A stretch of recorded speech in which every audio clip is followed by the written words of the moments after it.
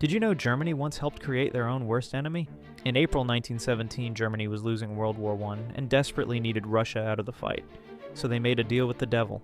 Vladimir Lenin, a dangerous revolutionary, was stuck in exile in Switzerland. German officials had a brilliant idea. They would secretly transport Lenin back to Russia in a sealed train car, hoping his radical ideas would tear apart the Russian government from the inside. The plan seemed foolproof. Lenin would cause chaos, Russia would collapse, and Germany would win the war.